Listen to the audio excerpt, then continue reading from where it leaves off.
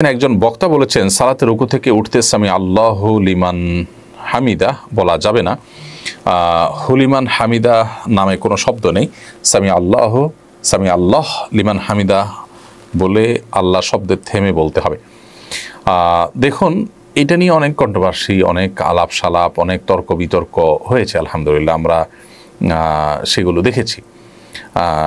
আসলে প্রকৃত অর্থে মানে এ ধরনের ইস্যুতে আর কথা বলার একটা প্রয়োজনও ছিল না, কিন্তু অগত্যা প্রশ্নটি আপনি করে ফেলেছেন। দেখুন, সামি আল্লাহু লিমান হামিদা এটি হলো শব্দের সঠিক উচ্চারণ। সামি আল্লাহু লিমান হামিদা, সামি আল্লাহ লিমান হামিদা এটা সঠিক উচ্চারণ নয়।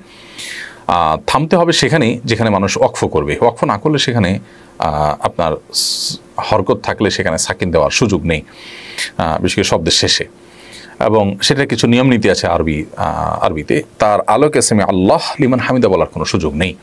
সামি আল্লাহু লিমান হামিদা এভাবে বলতে হবে। এখন কোথাও আমাদের যারা সামি আল্লাহ হুলিমান হামিদা বলে, এখন এভাবে হুলিমান বলতে আসলে কিছু আছে। দেখুন, এটা বলার ভুল, এভাবে বলা উচিত না। ভুল তো বলি, কিন্তু এই ভুলটা এরকম না যে এর কারণে অর্থ বিকৃতি হয়ে নামাজ হবে না।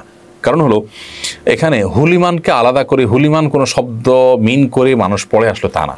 এক্ষেত্রে শেখ বিন ইবনে উসাইমিন রাহমাতুল্লাহ একটা দারুণ ফতোয়া আছে। উনি বলেছেন কিরাতের ক্ষেত্রে নামাজের মধ্যে মানুষ যদি এরকম কোনো কিছু বলে যে ইন্টেনশনটা তার ভুল না, বলার ভুল, তাহলে সেক্ষেত্রে তার নামাজ হবে। অতএব এটাকে যত বড় করে দেখিয়ে আমরা মনে করছি যে মানুষের নামাজ হচ্ছে না, এটা সেরকম না, কিন্তু ভুলকে সংশোধন করবো, বলবো যে হুলিমান না, আমরা সামি আল্লাহু লিমান হামিদা বলবো। আর হুলিমান তো কেউ বলে না, আসলে টানের চোটে ওইরকম হয়ে যায়। যেমন আল্লাহু আকবার আমরা বলি, তো আল্লাহু আকবার দুইটা শব্দ, কিন্তু বলতে গেলে অনেক সময় শুনতে গেলে মনে হয় যে হু আকবার বলা হচ্ছে, আসলে হু আকবার বলতে কিছু নেই। তো এইভাবে আরবিতে অনেক কথাই, অনেক শব্দ উচ্চারণ করতে গেলে আমাদের শুনতে ভুল শোনা যায়, অথবা আমাদের বলতে ভুল বলা হয়ে যায়। কিন্তু ইন্টেনশন যেহেতু হুলিমান না, অতএব হুলিমান বলতে কিছু নাই, আমি অনর্থক একটা শব্দ বললাম, ব্যাপারটা সেরকম হবে না। নামাজ নষ্ট হবে এরকম ভুল না, কিন্তু ভুল এবং সে ভুলকে সংশোধন করাটা সঠিক আছে। সংশোধন করতে গিয়ে যেটা যে পর্যায়ে সে পর্যায়ে রাখতে হবে, এটাকে তার চাইতে বাড়িয়ে বলা যাবে না। আবার ভুল ধরতে গিয়ে আরেকটা ভুলও করা যাবে না। আবার এরকম কেউ ভুল করলে আবার তার বিরুদ্ধে নেমে তার গোষ্ঠী উদ্ধার করতে গিয়ে, তার চরিত্র হনন করতে গিয়ে ন্যাক্কারজনকভাবে সেটাকে খুব বাজেভাবে উপস্থাপন করে আপনার আরেকটা গুনাহের কাজ যারা করছেন, সেটা কোনো সঠিক কাজ না। আসলে আল্লাহ মাফ করুন, আমরা এই জাতীয় বিষয়গুলোতে এত বেশি ইনভলভ হয়ে যাই যে যেন আমাদের আর কোনো কাজ নেই। আল্লাহ তাআলা আমাদেরকে সংশোধন হওয়ার তৌফিক দান করুন এবং অপ্রয়োজনীয় কাজ থেকে বেঁচে থাকার তৌফিক দান করুন এবং দায়িত্বশীল হওয়ার তৌফিক দান করুন সবাইকে। মোহাম্মদ জাবেদ লিখেছেন, মহিলা হজ করার ক্ষেত্রে মাহরাম হিসাবে মেয়ের জামাই এর সাথে হজ করতে যেতে পারবে কিনা? অবশ্যই যেতে পারবেন, তিনিও মাহরাম, যে কোনো মাহরাম থাকলেই তাকে সাথে নিয়ে হজ যেতে পারবেন।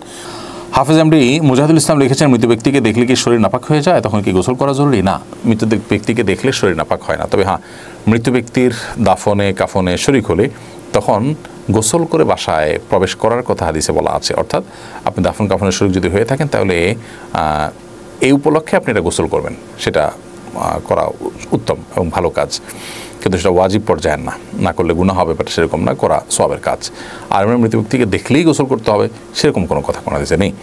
ইসরা জাহান লিখেছেন, মোবাইল থেকে দূরে থাকবো কিভাবে? অনেক চেষ্টা করে দূরে থাকতে পারছি না। দেখুন, এটার জন্য সদিচ্ছাটা খুব জোরালো হওয়া উচিত। আপনি অনেক চেষ্টা করে পারছেন, এর মানে হলো আপনার ইচ্ছা খুব শক্তিশালী না, আপনার নিয়তটা খুব আপনার দৃঢ় না। এজন্য আপনার পাক্কা নিয়ত করতে হবে, নিজেকে নিজে পানিশমেন্ট দিতে হবে, এবং কোনো ভালো মুরব্বীর কাউন্সেলিং আপনাকে, সিনিয়র কোনো আল্লাহ ভীরু কোনো মানুষের কাউন্সেলিং আপনাকে নিতে হবে, এবং সেরকম পরিবেশ আপনি থাকতে হবে। ইয়াকিন জামান লিখেছেন, মোবাইলের মাধ্যমে যদি সূরা সাউন্ড দিয়ে শুনি আর কাজ করি, সেটা জায়েজ হবে কি না? মোবাইলের মাধ্যমে যদি আপনি সূরা আপনার হাই ভলিউমে শুনেন এবং উচ্চ আওয়াজে শুনতে থাকেন, তাহলে সেক্ষেত্রে উচ্চ আওয়াজে হাই ভলিউমে মোবাইলের তেলাওয়াত আপনি শুনছেন, সেটাতে অন্য কারো যদি ক্ষতি না হয়, তাহলে সেক্ষেত্রে কোনো অসুবিধা নেই। আর যদি অন্য আশপাশের লোকজনের ক্ষতি হতে পারে, ডিস্টার্ব হতে পারে মনে হয়, তাহলে অবশ্যই নাজায়েজ হবে। আতিকুর রহমান লিখেছেন, যদি কোনো কারণে আসরের নামাজ কাজা হয়ে যায়, তাহলে কোন সময় সে নামাজ পড়বো? মাগরিবের নামাজের আগে না পড়ে? অবশ্যই মাগরিবের আগে পড়বেন, সূর্য ডোবার আগে।